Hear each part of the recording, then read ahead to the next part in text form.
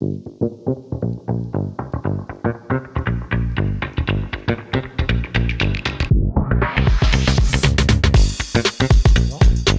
au Polysécure, deuxième journée UMACO.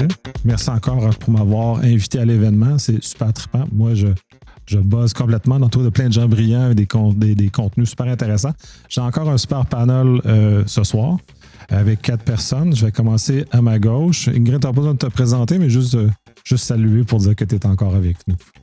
Bonjour et bienvenue parmi UMACO. Et aujourd'hui, ça a été encore une journée magique et on va essayer de vous partager les échanges et l'ambiance particulière parce que la transdisciplinarité crée de l'enthousiasme et la recherche, c'est très fun. Eh bien, je m'appelle Audrey Vermeulen. J'ai fait une petite présentation sur la question de l'éthique by design de l'intelligence artificielle avec une entrée sur comment l'intelligence collective et l'imagination morale peuvent venir servir ce travail de conception. J'aurais pas dit petite présentation, j'aurais dit très intense présentation parce qu'elle a été faite à vitesse grand V pour nous lancer en plein visage beaucoup de concepts. Bonjour, je m'appelle Grégory Alexander et aujourd'hui j'ai fait une présentation sur les films de science-fiction, surtout sur un concept artistique, d'une investigation artistique qui s'appelle Science Fiction Prototyping. Et le but de ça, c'est d'utiliser les films de science-fiction comme moyen de mieux anticiper qu'est-ce qui peut arriver dans l'avenir. Bonjour, je m'appelle Jérôme Nokoman. Aujourd'hui, j'ai fait une présentation sur le concept de responsabilité et de redevabilité algorithmique en essayant de déterminer qui est responsable de quoi et qui doit rendre des comptes de quoi et à qui. Très complexe, on a vraiment une très grande diversité. Le point commun, c'est l'humain. L'humain au sens, on l'a vu dans un collectif, puis on le voit comment imaginer le futur, comment la loi et comment l'humain est finalement le maillon fort, parce que ça, c'est vraiment ta thématique. Puis vas-y. Mais l'humain est toujours le maillon fort. Arrêtez de croire. Voilà, tu m'as parasité. Il m'a encore hacké le cerveau.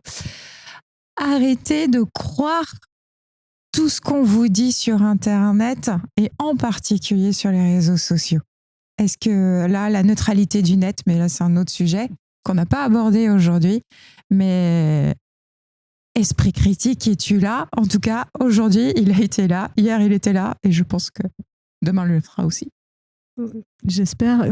Dans mon cas, oui, l'humain, même au pluriel, c'est-à-dire au carré, puisque l'intelligence collective, c'est vraiment une mise en collectif de l'humain et peut-être aussi de ce qu'il peut produire de plus intelligent quand il y arrive.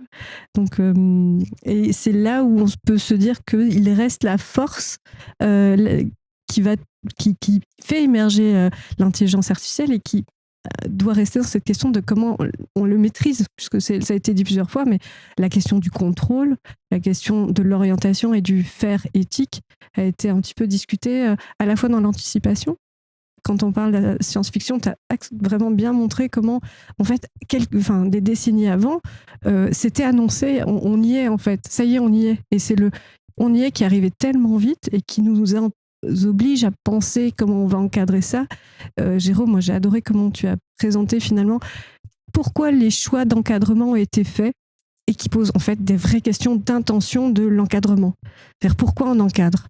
Et donc c'est des questions éthiques qui sont dessous. Enfin, bref, j'ai trouvé la journée extrêmement riche et je vais avoir besoin d'un jour ou deux aussi pour intégrer tout ça. Oui, Audrey, tu as tout à fait raison. Les choix réglementaires par ailleurs, reflètent des choix éthiques au départ. Comme je l'ai dit tout à l'heure, ce sont les travaux du HLEG, donc le groupe d'experts de haut niveau indépendant nommé par la Commission européenne, qui ont fondé les textes réglementaires au niveau de l'Union européenne et qui ont commencé par analyser d'abord l'impact éthique et qui ont suggéré dès le départ une éthique dès la conception, qui est un choix qui a été laissé de côté par le législateur européen pour préférer une logique de sécurité du produit. Mais finalement, on retrouve cette espèce d'interaction, de congruence ontologique même, entre les développements éthiques et la réglementation telle qu'elle a été adoptée en juillet dernier.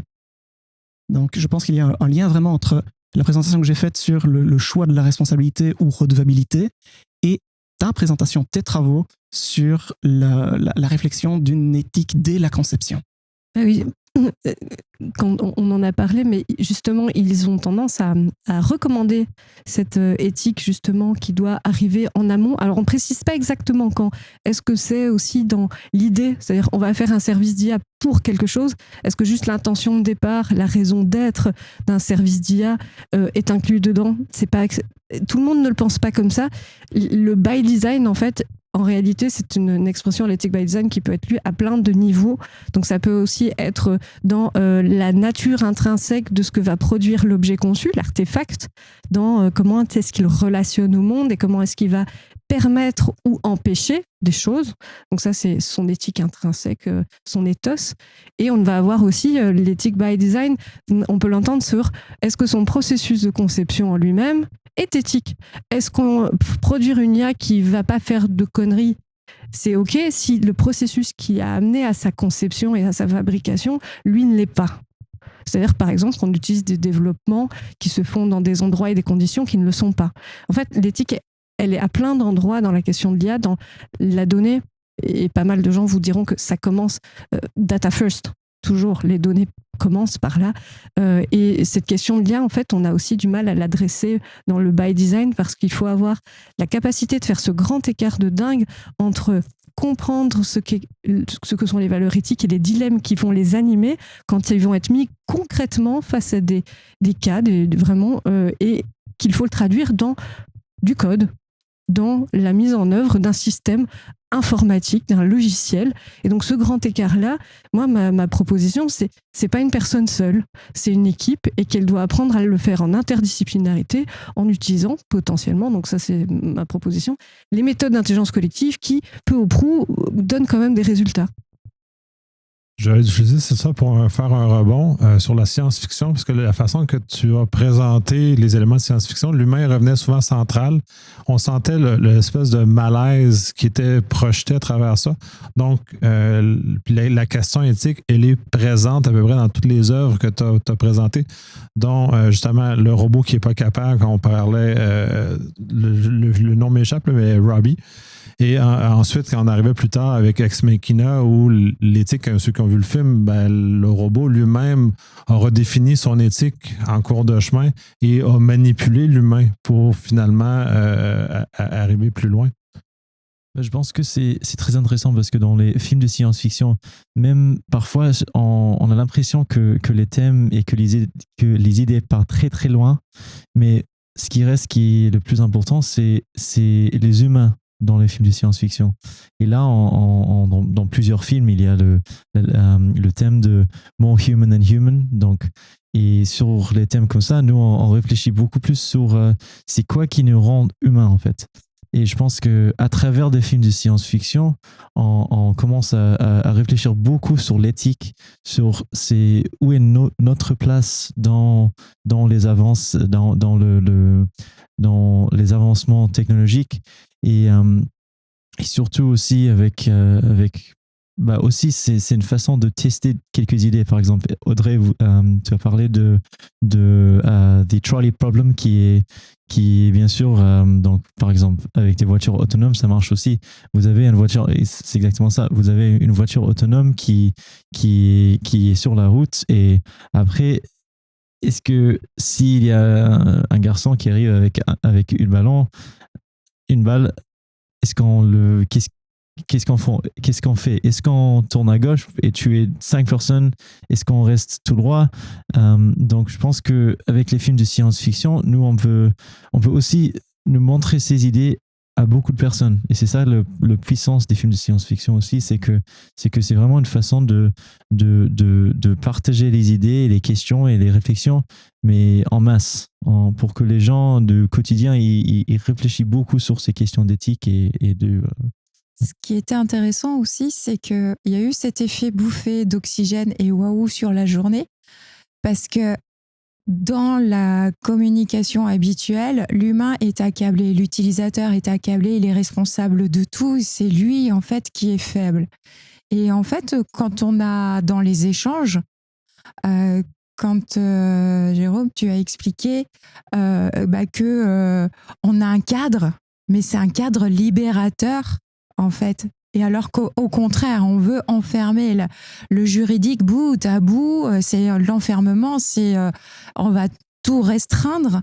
Ensuite, la science-fiction, comment elle libère sur des sujets qui peuvent, si je devais les discuter en tant que avec les acteurs de mon quotidien, il y a des sujets que je n'aborderai pas forcément parce que sociétalement, est-ce qu'on est mature pour l'aborder avec des gens de notre quotidien?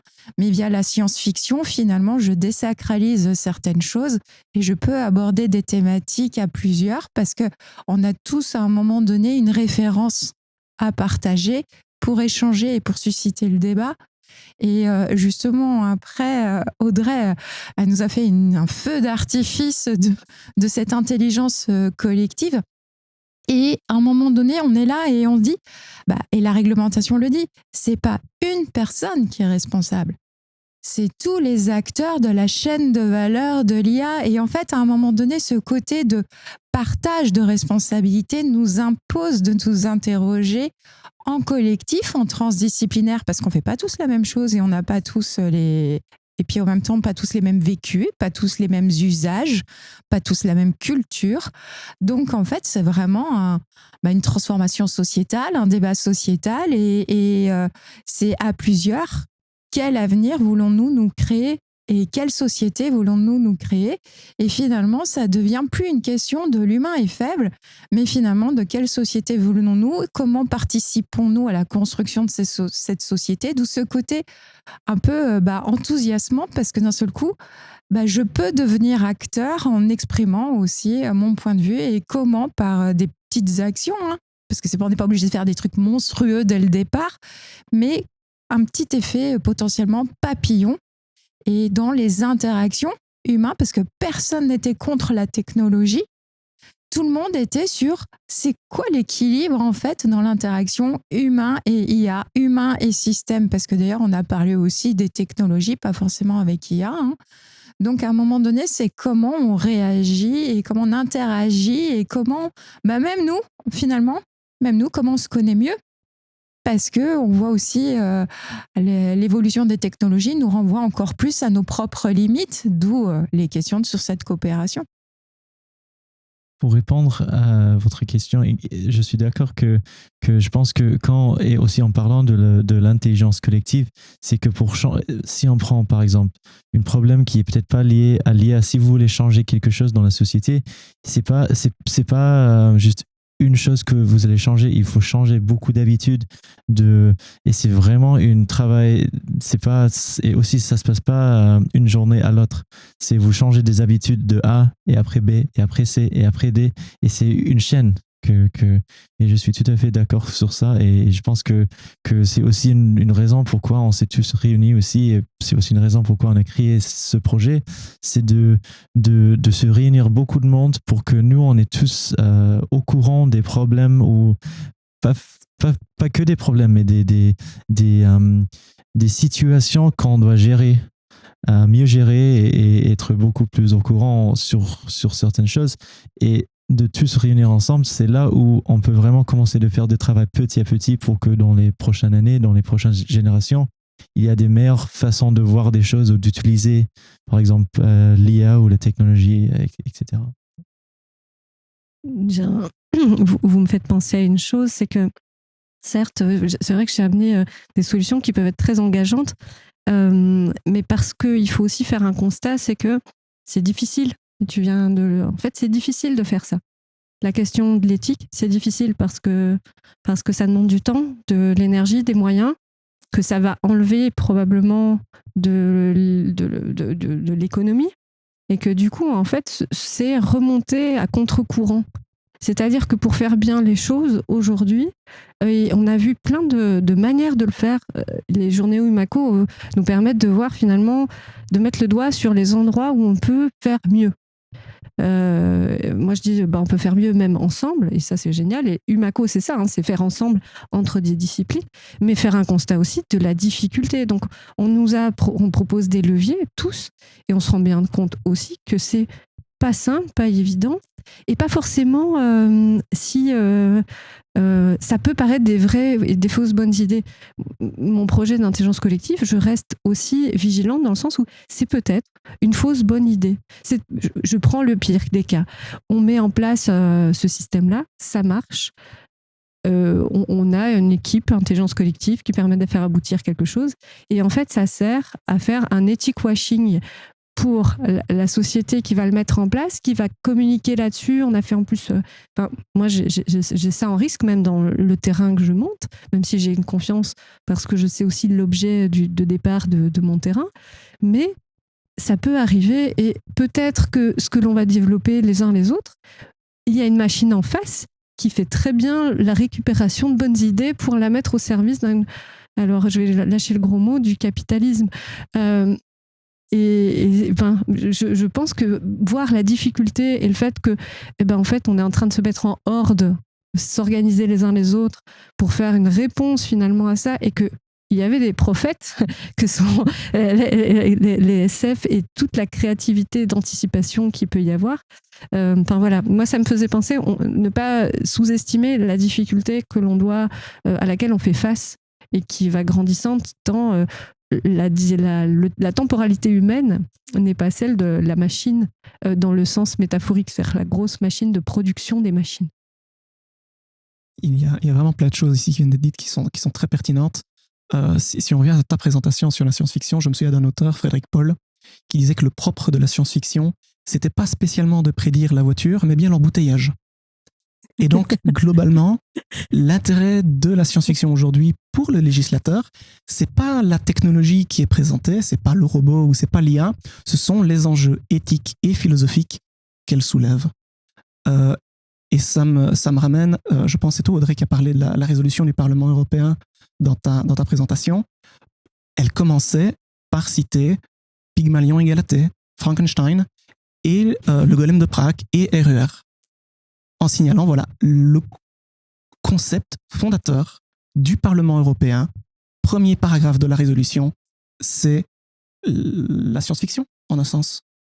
Ce qui est du coup particulièrement intéressant, ça soulève les enjeux, ça identifie convenablement les enjeux, et l'appel du Parlement à l'époque c'était nous avons besoin d'une réglementation pour y répondre. Et c'est là où on en arrive à ta présentation sur la recherche, vraiment l'intelligence collective qui est nécessaire. On vient d'en parler. Donc l'AI Act, article 27, prévoit une analyse d'impact des droits fondamentaux, pas une analyse sur l'éthique, encore que droits fondamentaux, éthique, les connexions sont là. Parallèle n'est peut-être pas parfait, mais elles sont là. Mais c'est une analyse d'impact qui est faite dès le déploiement de l'utilisation, pas dès la conception. Ce qui pose problème, ou ce qui pourrait poser problème utilisant le conditionnel. Également au niveau de la responsabilité de qui est responsable. Et là on arrive à la tienne de présentation, qui soulignait l'humain n'est pas le maillon faible, c'est le maillon fort. Si on lit le règlement européen, le maillon fort, article 14, c'est le contrôle humain effectif. On sait que les algorithmes ont des défauts et on compte sur l'intelligence humaine, plurielle, pour y répondre. Et là, je pense que c'est vraiment tout l'intérêt de cette rencontre aujourd'hui, des journées Umaco qui j'espère se répéteront à l'avenir, c'est qu'on a plusieurs présentations qui globalement, cybersécurité, philosophie éthique, science-fiction et analyse juridique, qui finalement se retrouvent sur une seule et même question, c'est comment encadrer au sens le plus large et pas seulement juridique le phénomène technologique qu'est l'intelligence artificielle aujourd'hui. Donc rien que pour ça, j'ai envie de dire bravo aux organisateurs de la journée qui ont pu réunir des disciplines si différentes autour d'une même problématique. Mais si on devait faire le graphe des échanges, bonjour le casse-tête. Parce que là, on était dans des systèmes sociaux, techniques complexes, mais en même temps, le multi et le champ pluridisciplinaire, on a été fort, c'est qu'on a trouvé le moyen de s'entendre. Tu posais la question du vocabulaire tout à l'heure. Justement, comment on fait quand on a des disciplines différentes, avec parfois un entendement sur un terme extrêmement différent, comment on se comprend ? Et je crois que c'est aussi à travers des journées comme celle-là où on apprend à écouter l'autre dans sa place ailleurs en disant « Ah oui, quand tu parles d'ontologie, en IA, c'est pas comme moi je le dis en philo, en métaphysique. On parle pas de la même chose en fait. Et juste se rendre compte qu'on ne parle pas de la même chose et d'être d'accord sur le fait qu'on n'est pas sur le même sens, c'est un bon début pour ensuite trouver un sens commun. Donc déjà, se rendre compte des décalages, des communs et des non communs, je pense que c'est un bon début dans la rencontre. Et vive l'adaptabilité de l'humain, encore une supériorité par rapport à l'IA.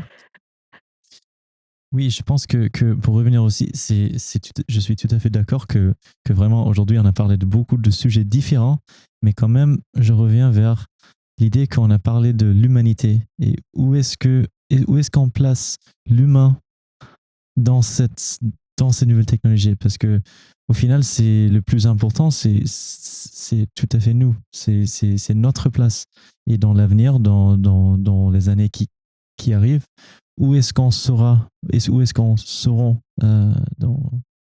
au milieu de la technologie. Oui, et je vais rebondir là-dessus parce que là, j'ai beaucoup aimé les faits du vocabulaire. Là, on est dans un fait francophone avec quelqu'un qui n'est pas tout à fait francophone. Là, puis justement, le règlement européen est écrit en anglais. Et puis même moi, les termes anglais traduits en français m'ont agacé parce que parce que je suis un Canadien bilingue. Fait que pour moi, la translation vers le français est inexacte au sens où ça l'est. Donc, ça devient... Déjà, on a de la difficulté à s'entendre en français dans des domaines différents. Comment on arrive pour collaborer? Puis ça, c'est le fait européen, avec une pluralité de langues et donc de cultures et d'approches différentes. Pour moi, ça, comme Canadien, c'est extraordinaire parce que nous autres, on a limite 2 dans notre environnement, mais quoi qu'on chicane un peu comme les Belges en même temps avec notre dualité, mais ça, c'est pas si pire. Mais dans un contexte de l'Union européenne, tout le monde doit parler la même chose, pour moi, ma tête explose. C'est surtout faire la même chose qui est attendu, parce qu'au-delà de parler, c'est comment on harmonise les pratiques et c'est comment on va faire bloc, comment on va faire corps pour avoir une place à l'échelle mondiale. Donc c'est ça aussi qui est voulu au niveau européen. C'est comment à un moment donné, ensemble, nous allons aller vers. Et c'est aussi une position et une posture qui a été prise par l'Union européenne. On est en train de basculer sur la question politique, là. C'est pas anodin, parce que quand même, ce qui sous-tend les questions d'éthique, c'est finalement le politique, dans son vaste sens, qui est comment on s'organise pour faire ensemble, pour la question de la cité, finalement, et comment on va faire cité, comment on va faire ensemble, aujourd'hui, avec la production de quelque chose, d'un artefact qui prend un peu des choses de l'agent, qui commence à s'agentifier, qui commence à prendre de ce qui était, de notre capacité d'agir, de notre puissance en acte, de ce qu'on était nous en train de faire. Et finalement, on est en train de fabriquer ce fameux golem qui, plus ou moins, au fur et à mesure, est en train de grappiller un petit peu de ce qui semble être notre humanité, même si ça se discute tout à fait sur le champ anthropologique et sur le champ biologique. Je me perds un peu dans mes propos, mais c'était cette question politique et comment on va faire politique avec quelque chose qui est en train de grandir. On n'est pas sur quelque chose de stable, on est sur quelque chose qui, je prenais une analogie tout à l'heure, sur la responsabilité d'un enfant. Un bébé, quelle responsabilité il a légale? Pas grand-chose. Un jeune de 14 ans en France, ça fait débat. Est-ce qu'il a une certaine responsabilité? Bon, à 18 ans, c'est censé être un adulte responsable. Analogie biomimétique un peu sale, quel va être le seuil de maturité que l'on va juger suffisante pour que l'IA prenne une part de responsabilité dans le politique? Oui, là, il y a vraiment une division dans la littérature juridique et une déconnexion entre le discours du législateur et celui que tu viens de tenir. En droit, on a une summa divisio qui est très claire entre les personnes et les choses. Certains auteurs ont suggéré d'introduire une catégorie intermédiaire, disant que finalement, il existe certaines choses qui, sans être des personnes, ont une certaine agentivité. Les animaux, les arbres, parfois. les systèmes d'intelligence artificielle. Les ont commencé à avoir une personnalité juridique dans certains endroits. Les institutions. Les institutions, les sociétés, en un sens. Les fictions juridiques qui donnent la personnalité à quelque chose qui n'est pas humain, ça existe. C'est pas un choix que le législateur européen a fait. Il a très clairement considéré le système d'intelligence artificielle comme un produit comme les autres. Évolutif, certes, mais produit quand même. Ce qui peut soulever des questions de responsabilité et, en un sens, en faisant le choix du produit, mais la réponse est toute trouvée. Le responsable, c'est l'humain. Ce sera toujours l'humain. Et c'est ce que tu disais tout à l'heure, finalement, sur où se trouve l'humain responsable. Est-ce qu'il est formé, est-ce qu'il ne l'est pas? Est-ce qu'il y a un impact sur la responsabilité évident? Mais c'est bien pour ça aussi qu'il est bien dit, il y a aussi ce rapport à avoir conscience des effets de nos décisions, puisque finalement, on nous dit, si vous faites partie de la chaîne de décision sur la chaîne de valeur de l'IA, vous devez comprendre son fonctionnement et vous devez maîtriser les effets de la décision que vous allez prendre concernant l'IA. Mais aujourd'hui, le drame, c'est qu'il y en a qui n'ont même pas conscience qu'ils font partie de cette chaîne d'acteurs de la chaîne de valeur.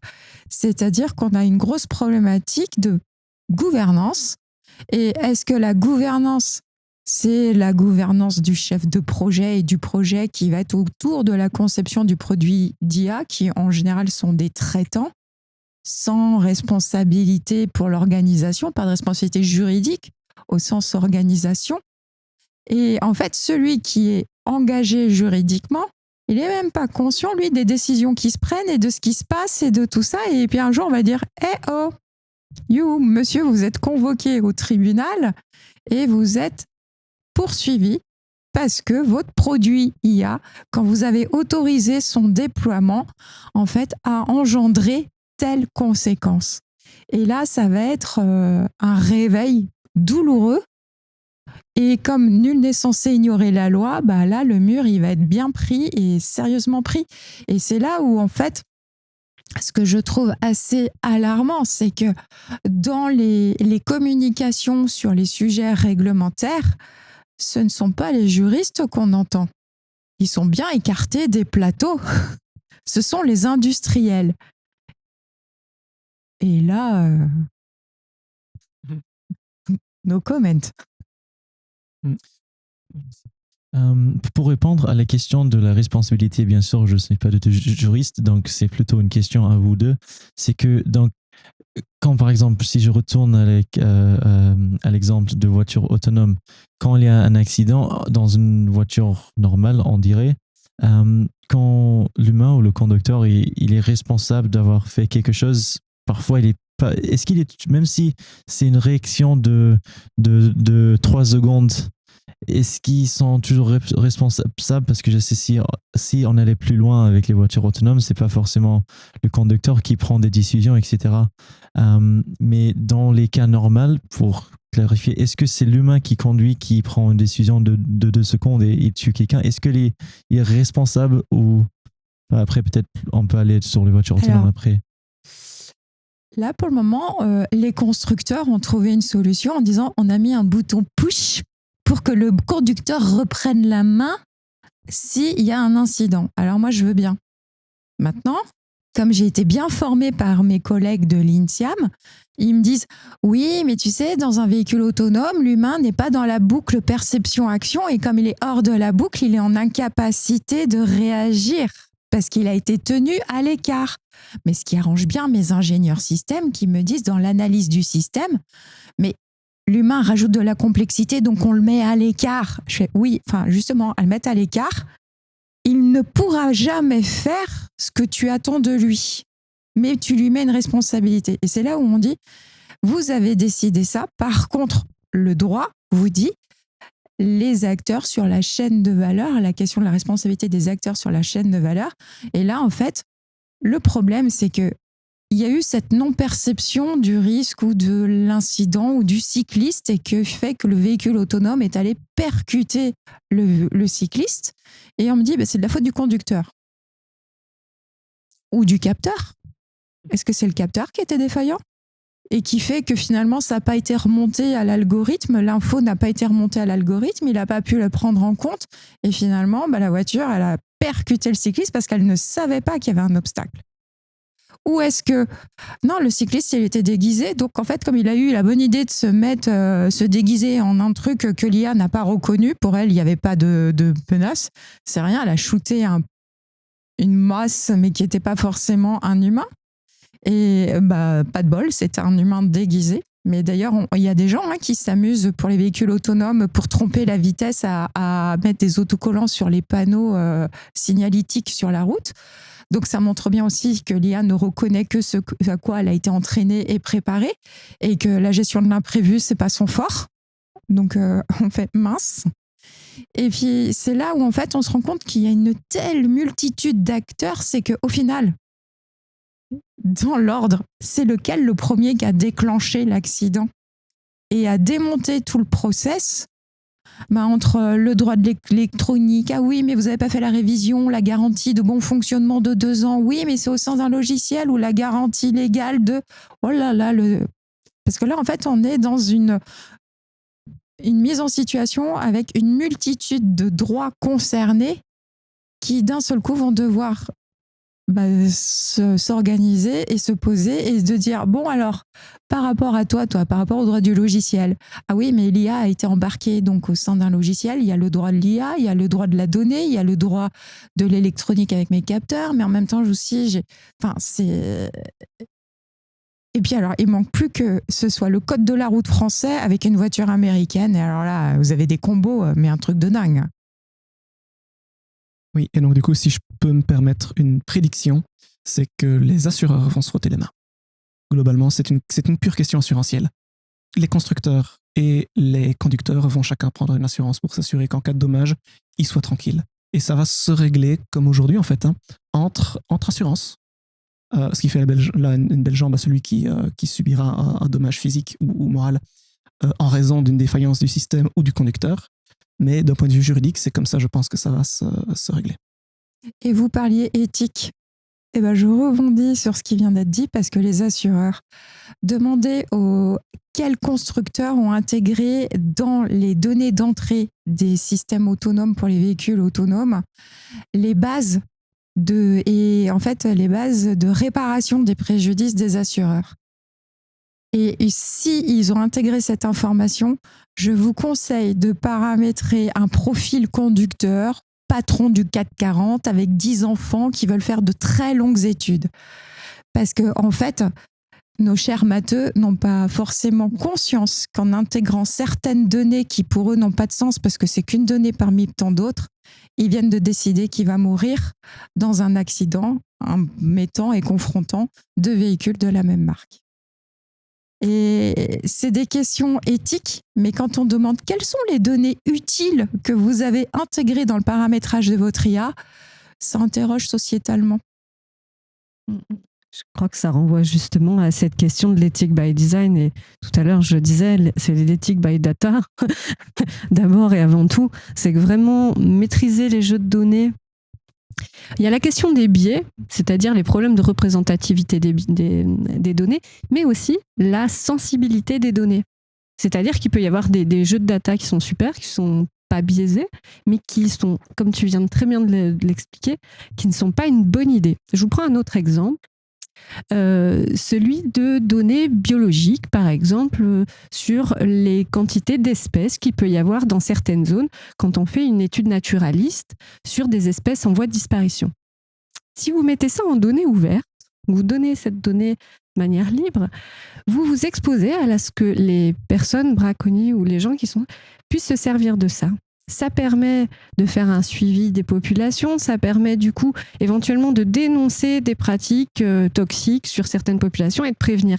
Mais vous vous exposez à un risque qui est peut-être même plus violent. Et en fait, cette question du dilemme éthique dans la donnée, dans l'IA, elle va être toujours à cet endroit-là, c'est-à-dire qu'il y a une espèce de compromis à faire entre le risque et ce que l'on veut bien en se disant, OK, ça vaut le coup de prendre ce risque à cet endroit-là. Oui, en fait, on a plus de chances de sauver d'espèces que de celles qui risquent d'être... qu'on est on a aussi à ce moment-là, on en parlait tout à l'heure, la créativité et l'imagination morale. Elle va permettre de sauter aussi au-dessus du dilemme en essayant de créer une troisième voie qui va être, sur les zones qui craignent un peu, on fait plus de flou. C'est-à-dire qu'à ces endroits-là, on ne donne pas une information suffisamment précise pour qu'il y ait un risque. Et en fait, l'idée aussi, c'est que là, l'intelligence humaine, aujourd'hui, elle ne va pas se remplacer. Et mon propos, c'est que il faut avoir autour de la table des gens différents, capables d'anticiper ces choses-là et de les résoudre. C'est-à-dire d'être assez imaginatif pour trouver des voies comme ça qui vont être... On saute au-dessus de l'obstacle éthique et pratique, puisque c'est une question de design finalement, pour aller faire quelque chose de plus efficace et qui fera un compromis éthique satisfaisant. Et par rapport à la criticité des données, donc il y a effectivement, comme tu viens de dire, des données où en fait elles sont sensibles du fait de quelqu'un, en fait c'est leur détournement par quelqu'un de mal intentionné, mais il y a aussi, vu le volume et le recroisement de bases de données qu'on a dans le fonctionnement des IA, c'est à un moment donné de recroiser certaines bases de données, qu'est-ce qu'on peut déduire, et de cette déduction d'un seul coup, des données qui pouvaient être neutres deviennent sensibles parce qu'elles vont permettre en fait de mettre en évidence soit une vulnérabilité, soit d'afficher quelqu'un, soit voilà, il y a des recroisements. Bon, il y a des recroisements où on fait de la détection de fraude, donc ça c'est bien. Ouais, mais c'est ça, comment on définit le bien, parce que puis ça je trouve intéressant parce qu'il y a 3 grands blocs de culture au niveau des données privées. Il y a l'Europe, il y a l'Amérique, puis il y a l'Asie. Et on est vraiment dans 3 cultures très, très, très distinctes de ça. Donc, puis là, c'est à quel point on le fait, puis à quel point on va tirer bénéfice de ces éléments-là. Puis là, c'est là où ça devient intéressant, parce que là, j'ai des Européens autour de moi. Moi, je suis un Américain. Donc, à ce moment, dans ce sens-là, comment vous voyez, parce que justement, tu ne recroises pas de la faute parce que c'est qualifié de bien, mais à quel moment, de façon éthique, puis là, on aborde dans des choses intéressantes, tu qualifies qu'un geste posé par l'État est bien, et dans quelle mesure on est capable de le faire? Parce que là, ça devient sensible. En Asie, les autres n'ont pas de problème. T'es transparent pour l'État, littéralement. Puis ça ne les dérange pas, puis ils sont heureux là-dedans, puis ils vivent bien. En Amérique, là, on vend. Nous, on est capitaliste, on vend l'information. On est dans un autre univers. Ici, là, on est comme un peu dans... on ne sait pas trop. On ne sait pas ce qui est bien. Qu'est-ce qui est bien? Là, j'en ai fait très, puis là, allez. Données privées, tu veux entendre données personnelles parce qu'en fait, la donnée sensible n'est pas forcément personnelle. Hein, c'est que juste, elle permet de déduire des choses critiques. Au niveau du droit européen, c'est de la donnée qui est personnelle ou qui vient identifier quelqu'un, ces choses, ce genre. Et le croisement, évidemment, l'exemple que tu avais le croisement de données est protégé par des règlements qui empêchent une façon abusive d'y aller. Chaque pays a dans son... Parce qu'il y a les données personnelles, certes, et ne pas nuire aux personnes et tout ça, mais il ne faut pas oublier que quand on parle de criticité de l'information et de la sensibilité, c'est qu'à un moment donné, c'est celui qui crée la donnée qui va en définir sa criticité. Et donc, en fait, nous, en France, on a l'IJ 1300, du SGDSN, qui va nous dire, par exemple, le patrimoine scientifique et technologique est critique et est sensible. Et c'est quelque chose qui est protégé au même titre que le secret défense, que voilà, ça touche à la sécurité nationale, ça touche au rayonnement du pays. Donc c'est le côté souveraineté nationale. Et ça, il y a des sujets où l'Europe dit, attention, sur ces thématiques, chaque pays reste souverain. Et à un moment donné, pour moi, la question de la criticité, où on dit, bon, par nature, parce que la loi a dit que ces données étaient sensibles, c'est une chose, c'est la loi qui a dit qu'elles sont sensibles, donc tu les gères comme des données sensibles. Et puis, il y a toi qui as généré de la donnée, tu sais que si cette donnée fuite, ça devient sensible pour toi. Ça va te causer du tort. Donc, tu déclares et on nous dit, vous mettez des mentions. Et donc, on dit, attention, secret scientifique. Attention, secret technologique. Et tu n'as qu'à regarder, hein, si les administrations sont nazes sur le sujet, les industriels maîtrisent grave la chose parce que tu as tous les marqueurs qui vont bien. Oui, mais là, tu es dans les secrets d'État et ça, il n'y a pas de... Y a aucun... Tous les pays sont bien là-dessus. Cependant, quand on arrive dans la donnée personnelle, tout ce qu'on utilise pour entraîner le AI, tout ce qui fait le croisement de données qui permet de trouver de la fraude, tous ces éléments-là qui ne sont pas des secrets d'État, qui ne sont pas dans un contexte de souveraineté d'un pays ou une protection d'une valeur concurrentielle du pays. Sauf si les fonctionnaires ont utilisé ChatGPT sur leurs données pro. Notamment ça, mais c'est ça où je parle de la différence de culture. Puis même en Amérique, c'est encore pire. Là, il y a Doge est rentré, puis là, ils ont mis les mains dans les données sensibles de l'État. En plus, eux autres, c'est encore pire que ça. Eux autres, ils ont littéralement désacralisé tout ce qui était normal, sacré au niveau des données souveraines ou régaliennes. Donc, eux autres ont endommagé ça. Mais quand on regarde en Asie, les gens vont donner leurs informations. Si on parle en Chine, ben c'est Black Mirror, c'est-à-dire on a une cote citoyenne. On est dans cet univers-là où l'État nous quantifie si on est un bon citoyen. Donc, on a des différences culturelles. Au Japon, l'arrivée des robots, eux autres, c'est bien, c'est ultra bien accepté. Ici, on l'a vu, les réactions quand on en a parlé un peu, puis les gens étaient comme un peu plus « Oh, pas sûr, moi, que je veux qu'un robot me gère. » Ou je pense l'exemple que tu avais donné, les pieuvres dans The Matrix, qui sont tout à fait désagréables en termes d'idées que ça pourrait te manipuler d'une façon ou d'une autre. Donc, on est dans une imagerie différente, puis c'était juste à ramener cette image-là aussi. Là. Oui, et en parlant de données, ça me fait penser à Skynet dans Terminator, bien sûr. C'est que nous, bien sûr, si on a des montres connectées, on met tout ce qu'on mange dans les applis, on a Strava pour calculer quand on fait les courses à pied, par exemple. Et je sais que Strava, il y avait des problèmes récemment avec je pense que c'était la sécurité du président Macron qui est... Oui. Et les autres présidents aussi, hein, les gardes du corps adorent ça. On a eu ça au Canada aussi. C'est que si on veut des muscles, il faut utiliser des applis qui disent où on est. C'est ça l'expression de besoin. Ils ont tous fait le tour et après ils ont vu, ok, il y a quelque chose qui se passe là-bas. J'ai un nez à beau mec. Non, pardon, excusez-moi. Et je pense avec ça aussi, c'est que souvent quand on va dans les sites, je pense aussi, si je me souviens bien, vous avez parlé aussi des cookies hier. Par exemple, beaucoup de monde, moi j'ai un pote qui dit, je dis toujours oui parce que je ne sais pas ce que c'est. Et donc des choses, et c'est pas le seul. Et je pense aussi quand on crée des nouveaux comptes pour des sites internet et on voit le terms and conditions et c'est 8 pages, on dit oui, accepte. Et ouais.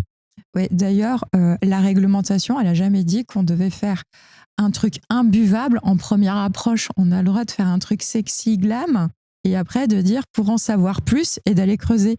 Mais comme en fait nos chers développeurs ne savent pas qu'il y a le site internet, nous en tout cas en France, on a la CNIL qui dit voilà comment vous pouvez remplir vos obligations d'information avec un petit résumé, un truc qui doit faire 10 lignes, où vous avez le droit de faire des rimes, vous avez le droit d'être sexy, vous avez le droit de faire market, si vous voulez, tant que vous transmettez l'info essentielle, et avec en disant pour ceux qui le veulent, si vous voulez en savoir plus, vous pouvez cliquer sur le lien pour aller savoir le détail. Pourquoi ? Parce que le juriste a conscience du cognitif et qui sait que, en première approche, quand la personne se connecte, ce qu'elle veut, c'est l'information et elle ne veut pas être ennuyée et avoir un obstacle. Ça ne doit pas être le parcours du combattant pour accéder à l'information.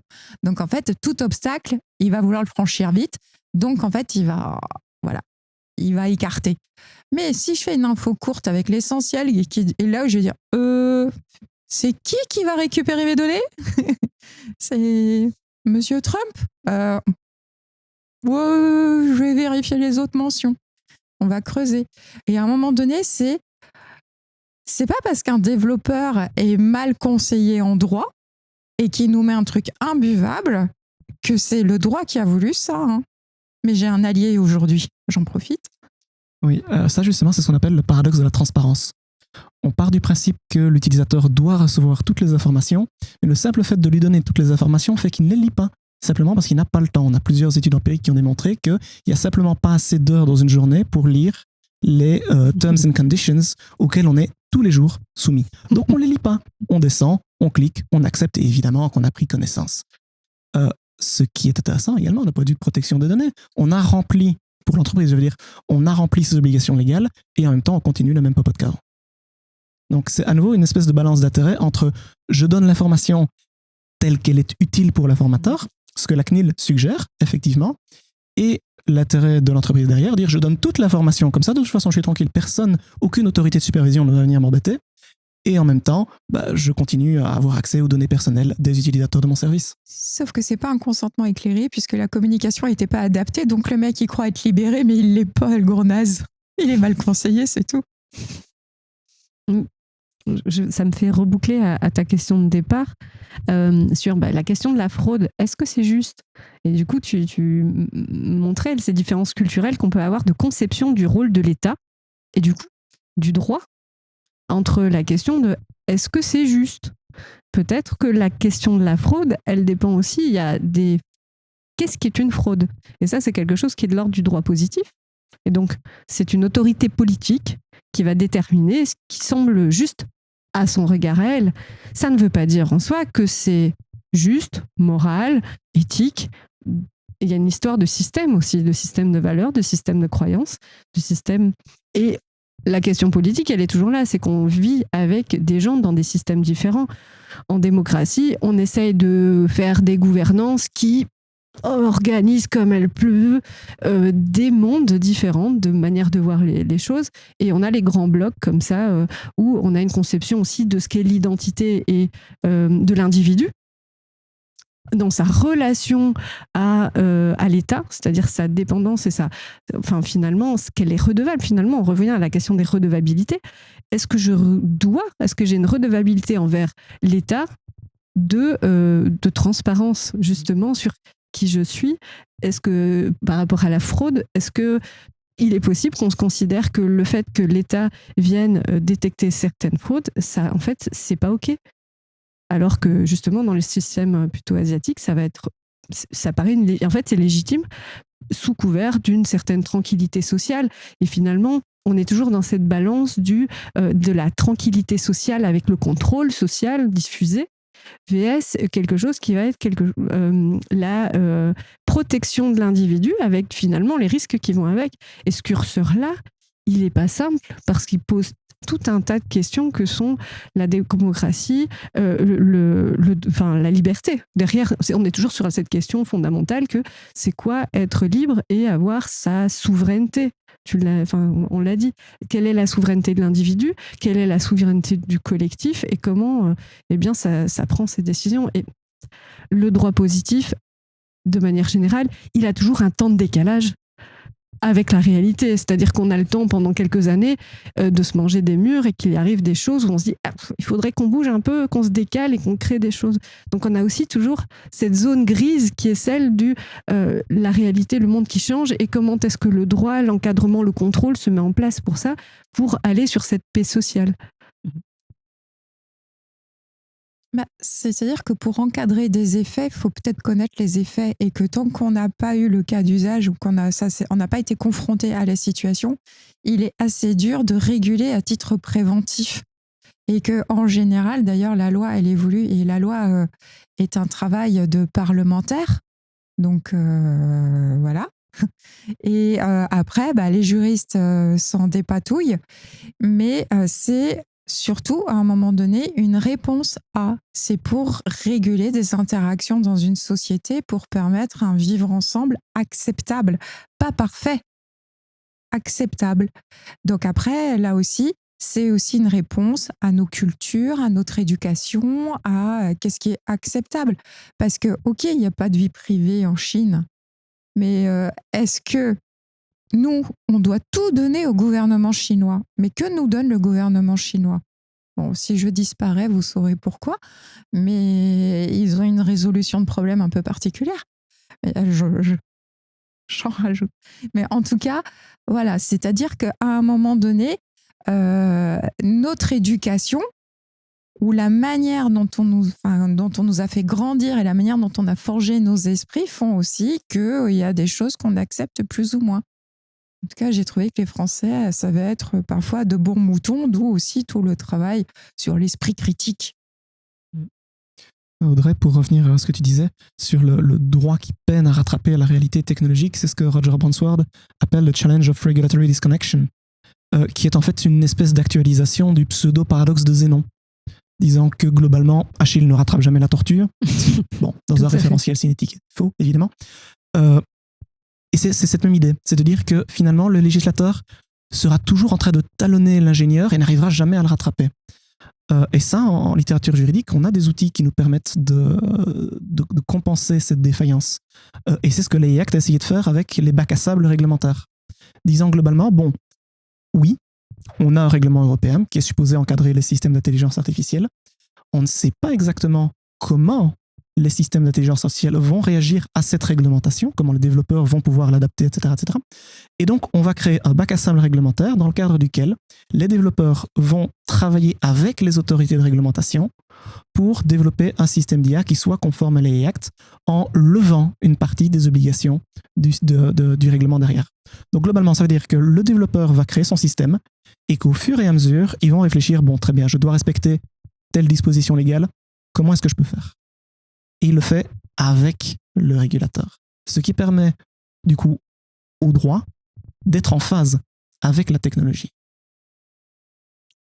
Et d'ailleurs, sur le site internet de la CNIL, vous avez toutes les restitutions de ces travaux bac à sable pour montrer un petit peu les problématiques qui ont été rencontrées, comment ça a été résolu. Enfin, c'est-à-dire que l'autorité qui a été désignée, donc nous pour la France, c'est la CNIL, c'est une vraie ressource pour quelle technologie de demain. Il y a énormément d'outils, de guides, de débats, d'experts, de références, d'expériences, de retours. Enfin voilà, il y a énormément d'informations qui vont venir alimenter et qui sont mis à disposition. Mais c'est la CNIL, c'est une autorité de régulation. Qu'est-ce qu'elle y connaît ? C'est-à-dire qu'à un moment donné, les acteurs, quels qu'ils soient, il y a une stratégie d'évitement en fait des ressources clés pour les aider. C'est-à-dire que les guides existent, mais c'est tellement plus simple de prendre ce qu'on m'alimente chaque matin dans mon fil d'actualité. C'est tellement plus simple de suivre ce biais de renforcement dans mes propres croyances sur ce que je vais avoir en fonction de mes préférences, hein, parce qu'il n'y a pas que pour Netflix, c'est que finalement, dans tous mes usages numériques, tout est tracé et finalement, on me conforte dans mes positions qui ne sont pas forcément les bonnes, hein, parce que le problème, c'est qu'à un moment donné, la pensée unique et d'éviter la transdisciplinarité et l'intelligence collective, c'est qu'à un moment donné, on est renforcé dans notre connerie, et donc c'est pas glorieux. Hein. Il y a des projets qui existent justement de contre-bulles de filtre et qui sont comme ça, comment ne pas éviter l'altérité, la rencontre, puisque finalement, l'algorithmie aujourd'hui, en fait, limite la rencontre et le dialogue. Et on a besoin d'abord d'avoir une rencontre avant de rentrer en dialogue. Et donc, effectivement, on est en train de rater ça. Mais d'un autre côté, on a accès, si l'intention y est, à tellement de choses qu'on peut finalement rencontrer plus de choses. Tu as un paradoxe dans ça. C'est aussi une question, et on revient à quelque chose qui s'est dit plusieurs fois aujourd'hui, il y a la question finalement de l'éducation. L'éducation au sens critique. Bon, on revient sur un lieu commun, mais finalement, quand tu as conscience de ça, juste la prise de conscience de ça, cela dit, tu le disais tout à l'heure, on manque de temps pour lire tous ces petits trucs-là. Il y a un système qui fabrique qu'on ne prend plus ces temps-là non plus. On se retrouve à ne pas avoir des espaces de prise de recul critique sur nos propres pratiques. Certains te diront que c'est volontaire, d'autres que c'est le système qui s'emballe comme ça. Hartmut Rosa te parle de l'accélération. On peut le voir de différentes manières, mais il y a aussi cette difficulté de respiration, recul à prendre pour faire les choses, parce qu'il y a une vitesse qui n'est pas la même entre la machine qui avance et toi qui devrais prendre du recul pour ça. Michel Serres en parle très bien dans Petite Poussette, justement de cette transformation de la société et c'était mieux avant. Mais avant, c'était quoi, la Seconde Guerre mondiale ? C'était la guerre du feu ? C'est quoi avant ? Et en fait, c'est bien la question de cette coopération humain-machine à trouver. Pour le moment, on s'apprivoise parce qu'on ne voit pas encore le champ des possibles, on ne mesure pas, on n'a pas tout essayé, on n'a pas tout investigué. D'où une régulation qui permet quand même d'innover, d'aller de l'avant et qui n'est pas si bloquante et enfermante que ça. Et puis après, derrière, de dire allons-y, mais on se pose quand même les bonnes questions parce qu'il y a quand même une approche par les risques, c'est-à-dire que si on crée du risque, il faudra assumer les conséquences. Et c'est là où, à un moment donné, je trouve que là, on est dans une transformation où on va permettre quand même à l'humain de travailler son adaptabilité et puis de susciter ces débats, de trouver ses règles, de se trouver en fait. Et les temps de respiration, moi j'aime bien aussi, c'est-à-dire que la qualité de prise de recul, ce que j'aime aussi avec les philosophes qui nous amènent à un moment donné sur des situations à dire maintenant, on remonte, on prend de la hauteur et on vient clarifier des problématiques parce qu'ils ont aussi cette belle capacité dans des situations très complexes à clarifier les choses. Et je pense pour pouvoir rebondir. C'est-à-dire qu'on a une capacité à rebondir une fois qu'on a clarifié et qu'on a arrêté de s'embourber et qu'on a pris cette hauteur et cette respiration, ce stop temps mort. Oui, je rebondis là-dessus, puis ça fait un peu un lien avec ce qui a été dans les dernières questions du panel qui nous a précédés. La question avait été posée, la vitesse de création, donc le AI était devenu comme un prétexte d'aller plus vite, quand justement on est dans un contexte où on devrait aller moins vite avec le AI, justement pour se laisser le temps, se laisser vivre et ne pas se laisser avaler par ce AI ou par ce qui s'en vient, parce que devant nous, on se sent comme obligé de courir après ce changement-là, comme s'il était, même s'il est inexorable, on n'est pas des victimes à mon avis, puis si vous avez bien dit ça. Je vous relance la balle, vous deux, puis on va conclure là-dessus. Qu'est-ce que vous pensez justement de prendre son temps par rapport au AI, ce qui s'en vient, tout ce qui se présente devant nous?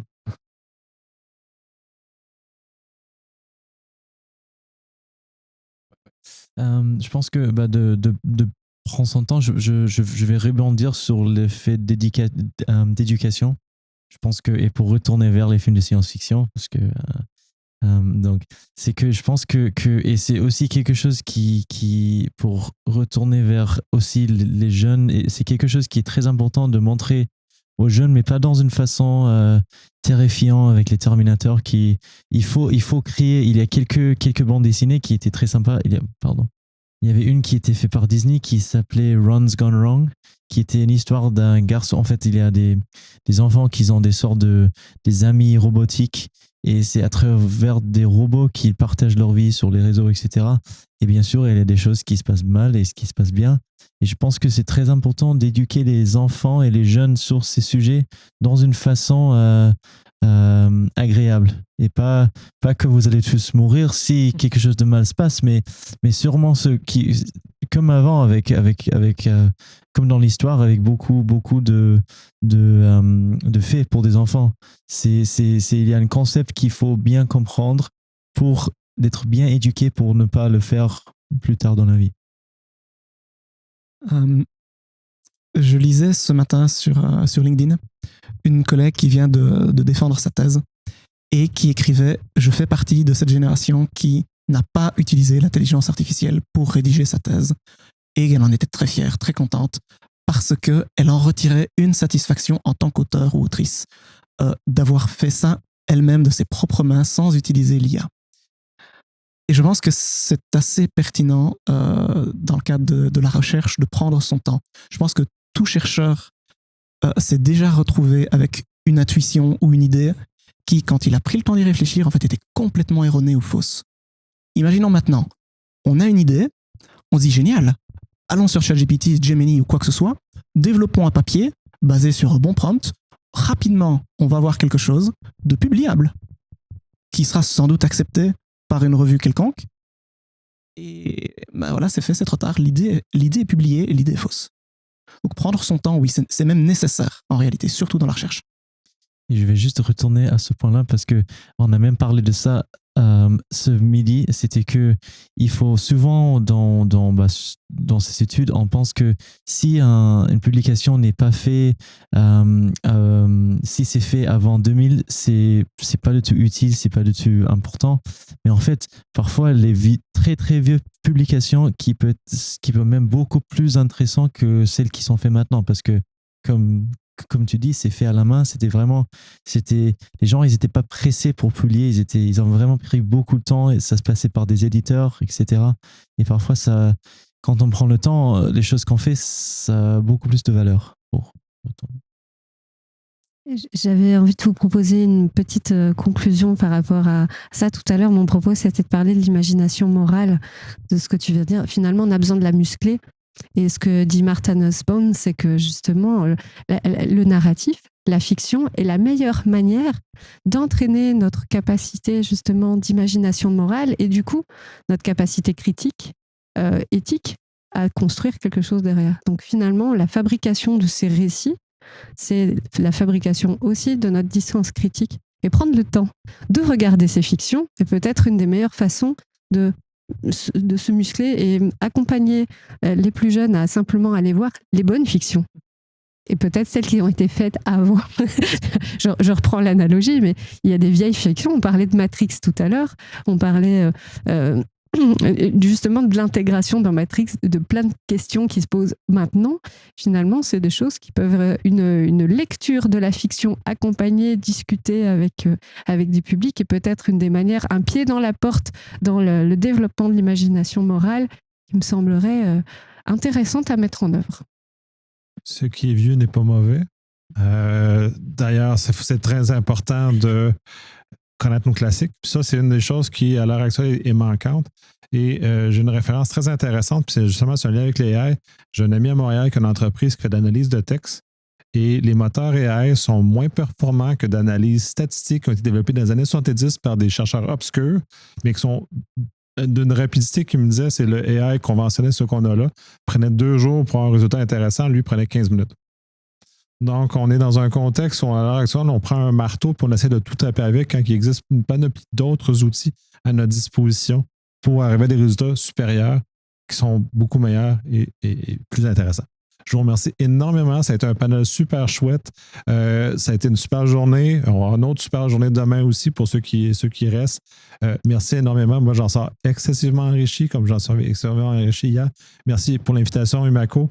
Et j'espère que, comme ça a été dit, qu'il y en aura un deuxième l'an prochain pour justement remettre encore un peu une autre bûche dans le poêle parce que l'expression a fait sensation à l'entrée, donc je l'ai dit à la fin. Merci énormément. Et il faut l'en délire cette fois.